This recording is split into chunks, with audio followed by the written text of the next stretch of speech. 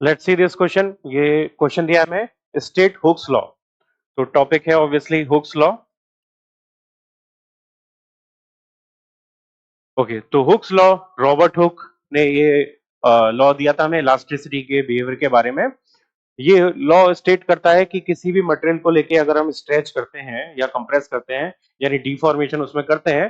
For example हमने अगर एक रॉड ले ली और उस रॉड में डिफॉर्मेशन किया, इस रॉड में फोर्स लगा के इसको हमने इसकी लेंथ को चेंज किया, तो ओरिजिनल लेंथ इसकी एल थी, डेल्टा एल इसमें चेंज हो गया। तो डेल्टा एल जो है ये यहाँ पे डिफॉर्मेशन है, डिफॉर्मेशन है, और ये एफ जो है वो डिफॉर्मिंग फोर्स है। तो अकॉर्डिंग टू हुक या हुक्स लॉ, जो ये डिफॉर्मेशन है वो under certain condition, under certain limit, जो डिफॉर्मिंग फोर्स है उसके प्रोपोर्शनल होता है। तो जितना हम डिफॉर्मिंग फोर्स में चेंज लाएंगे उसी प्रोपोर्शन में डिफॉर्मेशन में भी चेंज आता है। ये एक लिमिट के अंदर ही ऐसा होता है, एक लिमिट के बाद ऐसा नहीं भी होता है। तो उस लिमिट को बोलते हैं प्रोपोर्शनलिटी लिमिट। तो अंडर प्रोपोर्शनलिटी लिमिट,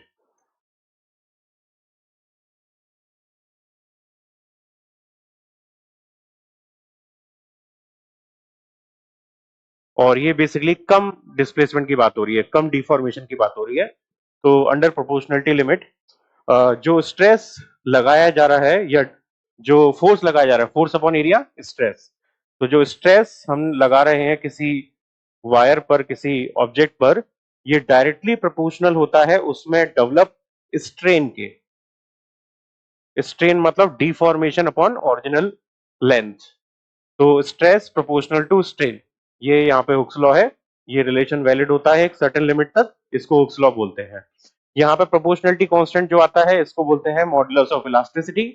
तो ये फॉर्मूला हो जाता है stress equals to E into strain, यानी E equals to stress divide by strain, जहां पे ई को हम बोलते हैं मॉडुलस ऑफ इलास्टिसिटी।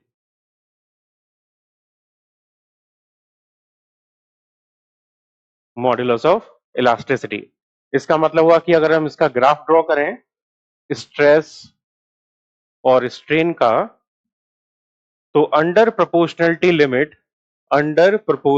लिमिट ये ग्राफ स्ट्रेट लाइन बनेगा। ये ग्राफ स्ट्रेट लाइन बनेगा क्योंकि प्रोपोर्शनलिटी लीनियर है, y प्रोपोर्शनल टू x। और इस ग्राफ में ये जो स्लोप आएगा, ये स्लोप रिप्रेजेंट करेगा मॉड्यूलस ऑफ इलास्टिसिटी को। तो ये हुक्स लॉ है। Under certain limit the stress applied on an object is directly proportional to the strain developed in that object.